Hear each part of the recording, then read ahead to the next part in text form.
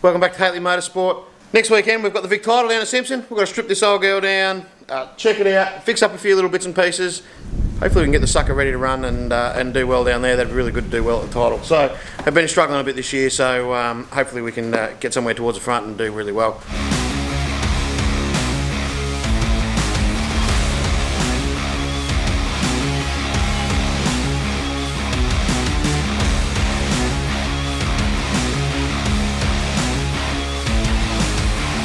Alright, first things first. A couple of things we've got to fix. A lot of oil and mess here. Now the reason for that is the oil. It's due for change. The methanol that we run in these engines, like fuel-wise, a little bit of it always gets into the, past the rings and into the sump, mixes up with the oil. And methanol is really highly hygroscopic. It pulls moisture in from the air. So especially if this thing's been sitting for a couple of weeks, it'll do that. It'll push a bit of when it warms up, it'll push a bit of water vapour and air out of the breather.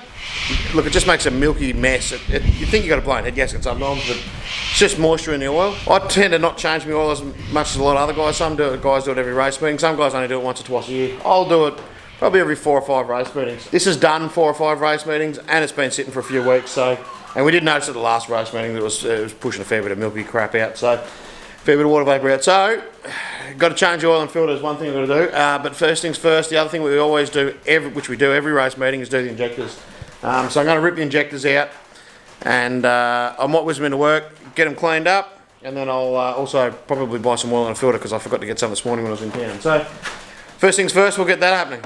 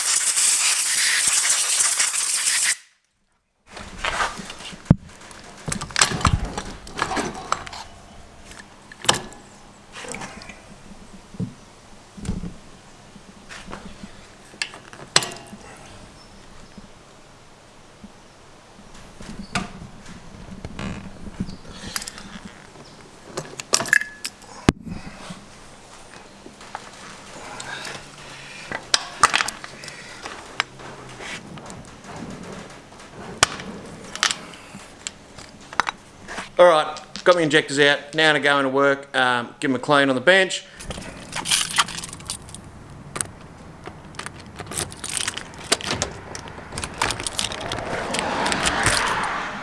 Bang them in this flow bench, and we'll run them through the flow bench first. Then I'll see where they're at, clean them, and hopefully they come up okay. Nearly every week someone comes to me and says, oh, I've got a problem with my car. It's doing this, it's missing, it's carrying on, it's not running right. What is it? And always the first question I ask is, when the last time you had your injectors cleaned? And the answer is always, oh, I had them cleaned at the start of the season, or yeah, no, oh, yeah, we haven't done it for a couple of months. Now, I do it every race meeting.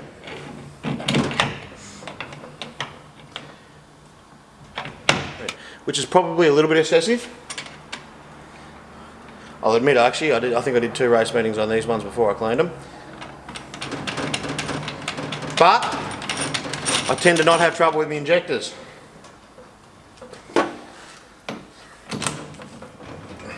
So what I'm going to do, run them through the flow bench here. See how bad they are. And then we'll stick them in the ultrasonic cleaner.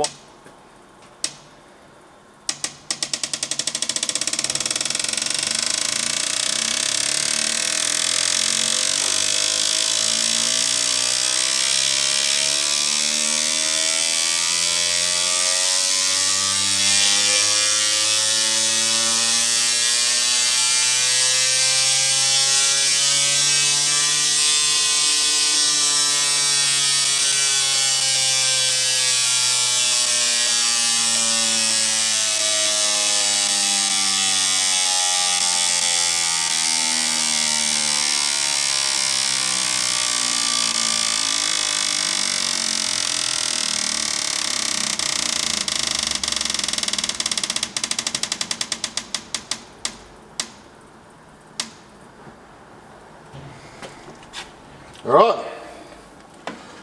Anyway. That's actually, funnily enough, pretty good for wingless sprint injectors. They normally flow up here around 85, 90. What that normally means is that these ones are probably pretty good. That one might be sticking a little bit and dripping, like this one is here on the end. See, it's dripping and it's a little bit higher.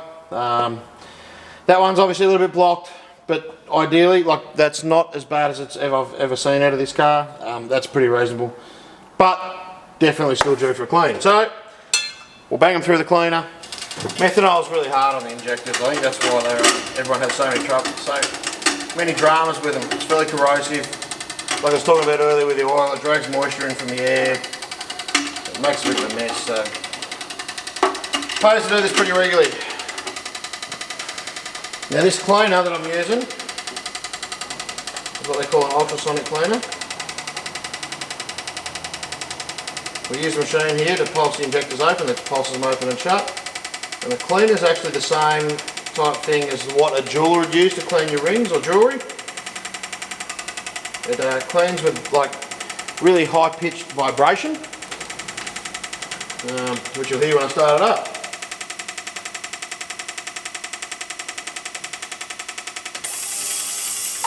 Like so. Alright, so while they're cleaning, I'm going to fly across to Repco, grab a bottle of oil into the filter so I can serve it, change oil in my car. They shut in half an hour, so I better get to it. If I wait for them to finish, I won't make it in time. So to fly there, grab some oil and filter, come back, see how they go, run them through the flow bench again. Hopefully they're pretty good. Alright, so they're clean. We'll run them through the flow bench again, see how they come up. Helps with push start.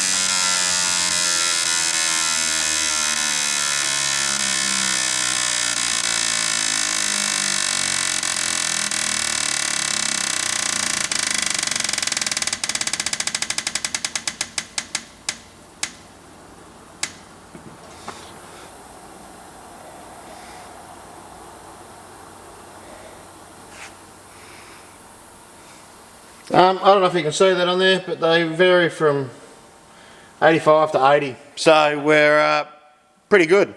A lot better than it was anyway. Alright, the only thing left to do is put on some fresh O-rings. Replace the O-rings in them every time. The methanol doesn't really do any good to the O-rings either.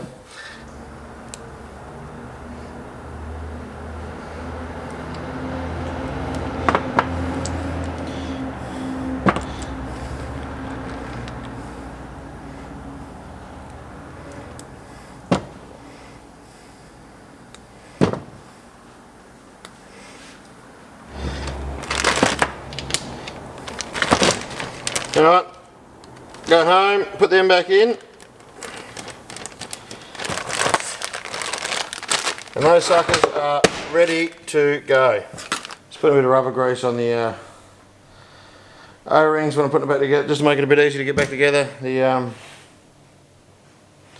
methanol really likes chewing up O-rings too, dries them out, makes them yuck, but these are new ones, but a bit of rubber grease, hopefully they'll not be jammed up and stuff when I pull them out again.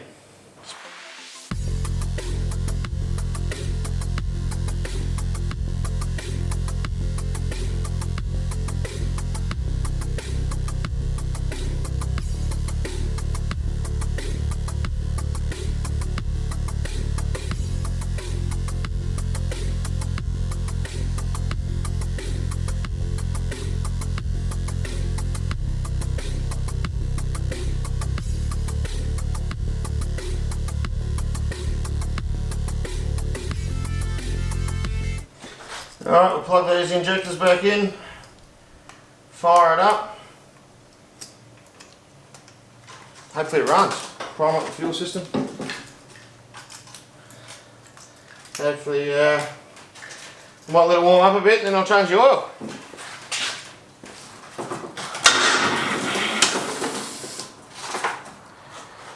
Another thing I forgot about, the starter motor stuffed. I've got to put a new starter motor on it. Shit.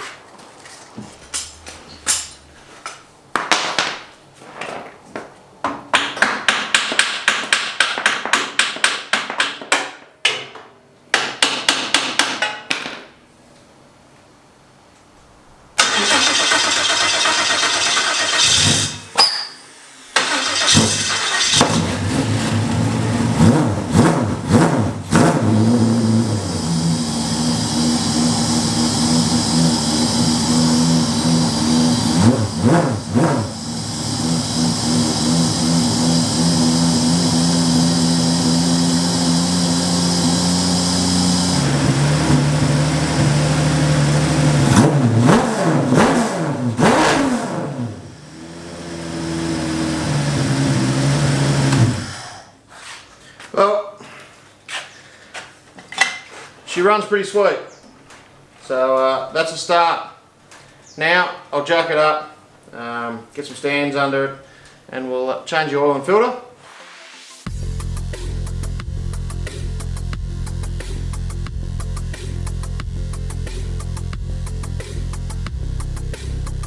Now I've got it all jacked up on stands, we'll slip the tin under it, change the filter, change the oil.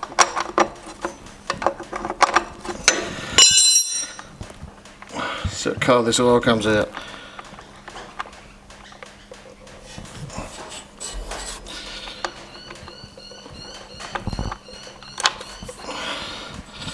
It's actually not too bad. Quite regularly comes out of there quite milky. It is a little bit brown, as you can see. She's a little bit caramel milkshake like. I've definitely had worse. It's always tight getting the filter wrench on around these chassis.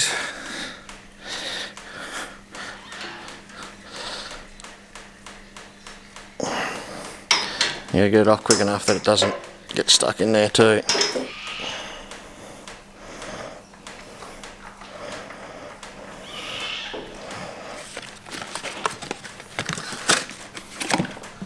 So put a little bit of oil on the filter surface.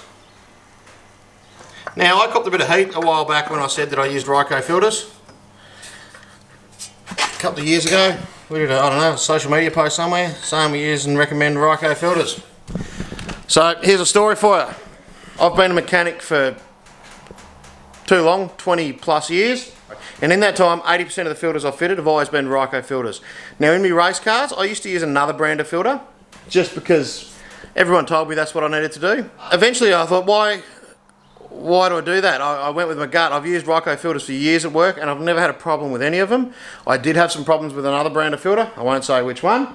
So I went back to Ryco, using the Ryco filters that I use in all the road cars in the hundreds of services that I've ever used. I've never had a problem. And I've never had a problem with a Ryco filter in a race engine or a street engine. So people keep copping hate on filters and different brands and saying, oh, it's no good, use this, use that. Use what works for you. I've used Ryco filters for years and I've never had a problem with them. So they work for me, they work in the race car, they work on the road cars. Use what works. When you screw on a sun plug in,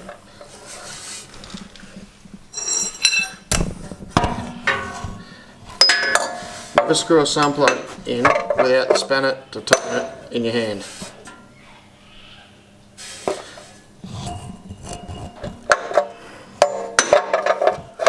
Because that's how mistakes happen. You go, oh, I'll go and get the,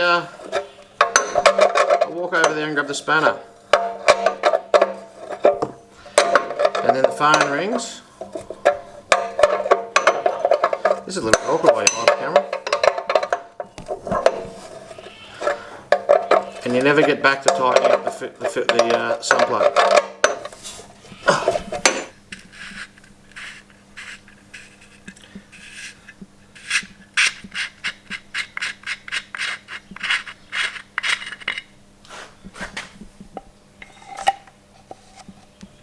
So the other important part of this equation of the oil change is the oil. Now I use this, which is Penrite HPR 50. Now I used to use another brand of oil, which was a good oil, I can't fault it. I used it in a lot of my race cars early on that were running with petrol. Problem I had though when I switched over to methanol, with the Wingless Sprint, when we went to methanol, it gets it, like I said earlier in the video, it gets into the oil, pulls moisture in from the air, and it causes it to go milky. You saw this oil that came out was a little bit milky. Now the old oil that I used to use didn't handle the methanol real well. After the first race meeting, the oil would come out looking like a thick shake from McDonald's. It was no good, and obviously wasn't working then. Since switching to this, I use, like I said, Penrite HPR 50. A few guys will tell me it's too thick and this and that. It doesn't matter. It works in my application. I've had it in this engine. This engine's done over 50 race meetings now. I used it in the last engine that I had. That motor did over 100 shows and was still running fine. The only reason I pulled it out was the compression was getting down a little bit. So, and like I could still bang it back in now and go again. So, I use HPR 50. It's never given me any hassles and it works. I've lost my funnel that I normally use. So I'm using this one, which is a little bit smaller, so it'll probably be pretty slow to pour in. Very slow to pour in. But doesn't matter, we've got all day. Something I will say, these are, as far as the Wingless Sprint engines go, we don't run a dip, well I don't know if I've ever seen one. Don't run a dipstick. There is an inspection plug on the side of the sump you can pull out to check the level. I've never bothered. I just dip in the full 5 litres from a jug and never worry about it, never bother checking it, never bother thing. It's only in there for 2 or 3 race meetings, unless I've tipped it over and poured all the oil out, which in every case I normally change the oil if I do that. Or if it's developed a massive oil leak, I never bother checking them. I just tip the whole lot in and run it.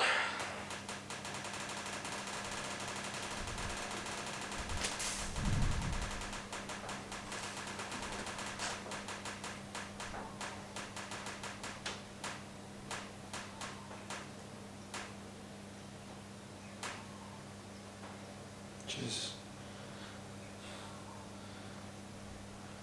That didn't take long.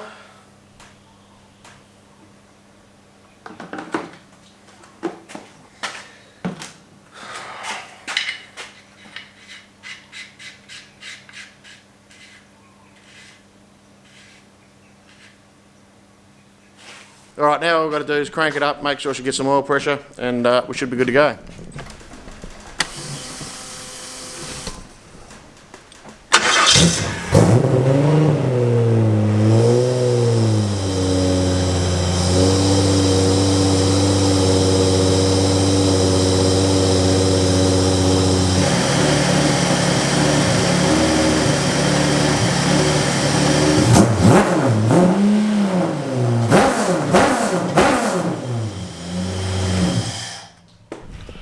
Alright, so that's it. That's most of our engine maintenance done for this race meeting that we need to do pre-Vic title. Next couple of days I've got to change the starter motor. If you saw that earlier in the video, the starter motor wasn't real good. It wasn't real good in the last video up at Simpson. Might stick a link to that somewhere, wherever that is. Yeah, car didn't want to start first heat. It was alright for the rest of the night once the car was warm, but it's just given me a little bit of hassle, so we're going to bang a new starter motor in it. We've also got to block and square the car. People are always asking me about videos about that. I'll try and do a video on that. I've had 3 attempts at doing a video on that. It's a little bit complicated and it ends up being a bit boring long video. I'll see how I go with that, if I can do a basic video on blocking and squaring the car, because like I said, everyone's asking for it. So we'll see if we can do that one, and I might even have a go at that tomorrow. So if you found that helpful, like the video, subscribe to the channel, and yeah, we'll have a few more videos out during the week this time. So see what happens with Vic title next weekend.